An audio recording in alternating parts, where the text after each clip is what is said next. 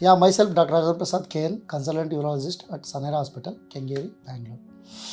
ಈ ಕೆಂಗೇರಿ ನಮ್ಮ ಹಾಸ್ಪಿಟ್ಲ್ ಇದೆ. ತುಂಬ ಜನ ಒ ಪಿ ಡಿಗೆ ಪ್ರೆಗ್ನೆಂಟ್ ಲೇಡೀಸು ಯೂರಿನರಿ ಇನ್ಫೆಕ್ಷನ್ ಅಂತ ಬರ್ತಾರೆ.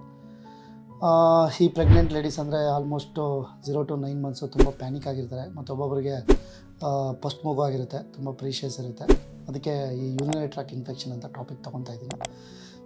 ತುಂಬ ಜನ ಫಿಮೇಲ್ಸ್ ಏನು ಅಂತಂದರೆ ಈ ಪ್ರೆಗ್ನೆಂಟ್ ಆಗಿರೋರಲ್ಲಿ ಡಿಸೂರಿ ಆಗೋದು, ಮತ್ತು ಈ ಪದೇ ಪದೇ ಯೂರಿನ್ಗೆ ಹೋಗೋದು, ಮತ್ತು ಸ್ವಲ್ಪ ಉರಿ ಬರೋದು, ಮತ್ತು ಈ ಏನಂದರೆ ಮತ್ತೆ ಅರ್ಜೆನ್ಸಿ ಆಗೋದು, ಈ ಥರದ್ದೆಲ್ಲ ಕಾಮನ್ನಾಗಿ ಪ್ರೆಗ್ನೆನ್ಸಿ ಲೇಡೀಸಲ್ಲಿ ಇರುತ್ತೆ. ಸ್ಟಾರ್ಟಿಂಗಲ್ಲಿ ಸ್ವಲ್ಪ ಇರುತ್ತೆ, ಮತ್ತು ಮಗು ಬೆಳೀತಾ ಹತ್ರ 8 to 9 months ಹೋದಾಗ ತುಂಬಾ ಸಿಮ್ಟಮ್ಸ್ ಇನ್ಕ್ರೀಸ್ ಆಗುತ್ತೆ. ಬಟ್ ಇದರಿಂದ ಪ್ಯಾನಿಕ್ ಆಗುವಂಥ ಅವಶ್ಯಕತೆ ಏನೂ ಇಲ್ಲ. This is the normal pregnancy and these are the symptoms associated with the normal pregnancy. ಏನಕ್ಕೆ ಅಂತಂದರೆ ಈ ನಮ್ಮ ಮಗು ಬೆಳೆಯುವಂಥ ಗರ್ಭ ಚೀಲ ಇದೆಯಲ್ಲ, ಇದು ದೊಡ್ಡದು ಆಗ್ತಾ ಏನಾಗುತ್ತೆ, ಈ either right or left side, most of the time the right side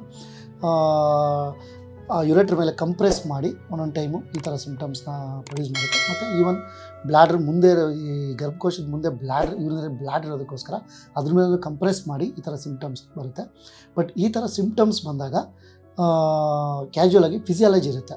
but ಈ ಥರ ಸಿಮ್ಟಮ್ಸು ನಿಮಗೆ ಈ ಕ್ವಾಲಿಟಿ ಆಫ್ ಲೈಫ್ ಅಂದರೆ ಡೈಲಿ ಆ್ಯಕ್ಟಿವಿಟೀಸ್ಗೆ, ಮತ್ತು ನೀವು ಡೈಲಿ ರುಟೀನ್ ವರ್ಕ್ಗೆ, ಮತ್ತು ನೀವು ನಾರ್ಮಲಾಗಿ ಸಂಭಾಷಣೆ ಮಾಡಬೇಕಾದಾಗ, ಮತ್ತು ಯಾವುದೋ ಇಂಪಾರ್ಟೆಂಟ್ ವರ್ಕಲ್ಲಿದ್ದಾಗ ಏನಾದರೂ ಈ ಸಿಮ್ಟಮ್ಸ್ ನಿಮಗೆ ತೊಂದರೆ ಕೊಡ್ತು ಅಂದರೆ ಯಾವ ಥರ ಸಿಮ್ಟಮ್ಸು, ಪದೇ ಪದೇ ಯೂರಿನ್ಗೆ ಹೋಗೋದು, ಉರಿ ಆಗೋದು, ಬ್ಲಡ್ ಬರೋದು, ಅರ್ಜೆನ್ಸಿ ಆಗೋದು, ಮತ್ತು ರೈಟ್ ಸೈಡ್ ಆಗಲಿ ಲೆಫ್ಟ್ ಸೈಡು ಪ್ಲ್ಯಾಂಕ್ ರೀಜನಲ್ಲಿ ಪೇಯ್ನ್ ಬರೋದು, ಮತ್ತು ಈ ಲೋವರ್ ಅಬ್ಡಮನ್ ಅಂತ ಹೇಳ್ತೀವಿ, ಅಲ್ಲೇನಾದರೂ ತುಂಬ ಪೇಯ್ನ್ ಬರೋವಂಥದ್ದು ಚಾನ್ಸಸ್ ಇತ್ತು ಅಂತಂದರೆ ದಯವಿಟ್ಟು ನೆಗ್ಲೆಕ್ಟ್ ಮಾಡೋಕ್ಕೆ ಹೋಗ್ಬೇಡಿ.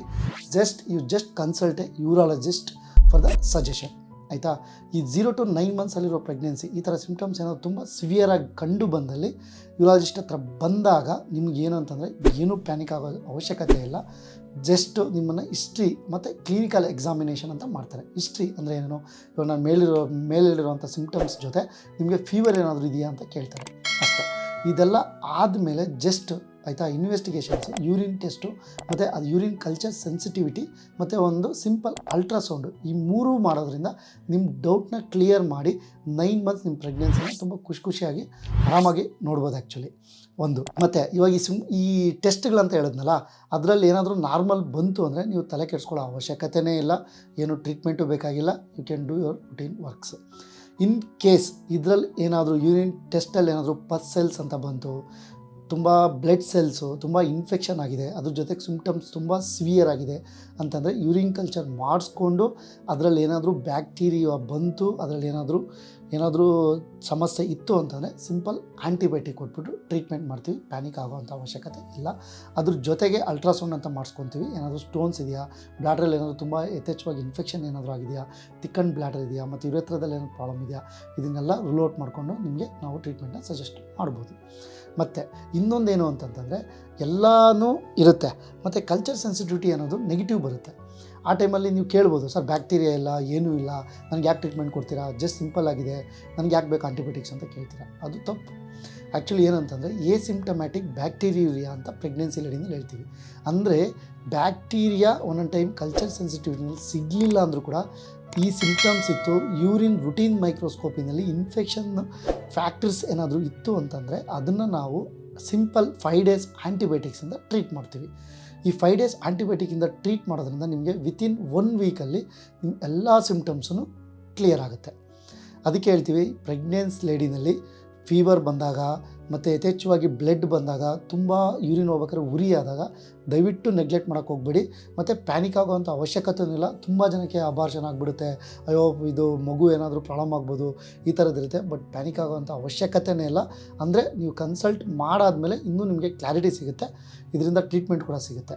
ಅದಕ್ಕೇ any pregnant lady symptomatic bacteria ಅಂತ ಒಂದು ಕಂಡೀಷನ್ ಇದೆ. ಈ ಥರ ಇದ್ದಾಗ ಯೂರಾಲಜಿಸ್ಟ್ನ ಕನ್ಸಲ್ಟ್ ಮಾಡಿ ನೀವು ಟ್ರೀಟ್ಮೆಂಟ್ ತೊಗೋಬೇಕು, ಡಿಪೆಂಡಿಂಗ್ ಆನ್ ದ ಸಿವಿಯಾರಿಟಿ. ತುಂಬ ಕಮ್ಮಿ ಸಿವಿಯರ್ ಇತ್ತು ಅಂದರೆ ಟ್ಯಾಬ್ಲೆಟಲ್ಲಿ ಟ್ರೀಟ್ ಮಾಡ್ತೀವಿ. ತುಂಬ ಸಿವಿಯರ್ ಅಂದರೆ ಫೀವರ್ ಇತ್ತು ಮತ್ತು ತಡ್ಕೊಳ್ಳೋಕ್ಕೆ ಆಗ್ತಿಲ್ಲ, ತುಂಬ ವೀಕ್ ಇದೆ ಅಂದರೆ ನಡೆಯೋಕ್ಕಾಗ್ತಿಲ್ಲ, ತುಂಬ ಸುಸ್ತಾಗ್ತಿದೆ ಅಂದರೆ IV ಆ್ಯಂಟಿಬಯೋಟಿಕ್ಸ್ ಅಂದ್ಬಿಟ್ಟು ಒಂದು 5 ಡೇಸ್ ಟ್ರೀಟ್ ಮಾಡ್ತೀವಿ. ಇದರಲ್ಲಿ ನಿಮಗೆ ಕಂಪ್ಲೀಟ್ ಕ್ಯೂರ್ ಸಿಗುತ್ತೆ. ಮತ್ತು ಅದ್ರ ಜೊತೆಗೆ ಸಪೋರ್ಟಿವ್ ಇನ್ವೆಸ್ಟಿಗೇಷನ್ ಅಲ್ಟ್ರಾಸೌಂಡ್ ಅಂತ ಮಾಡಿಸ್ತೀವಿ. ಅದರಲ್ಲಿ ಏನೋ ಮೇಜರ್ ಇಶ್ಯೂಸ್ ಇಲ್ಲ ಅಂತಂದರೆ 9 ಮಂತ್ಸು ಕಂಪ್ಲೀಟಾಗಿ ನೀವು ಪ್ರೆಗ್ನೆನ್ಸಿ ಕ್ಲಿಯರ್ ಮಾಡ್ಕೋಬೋದು.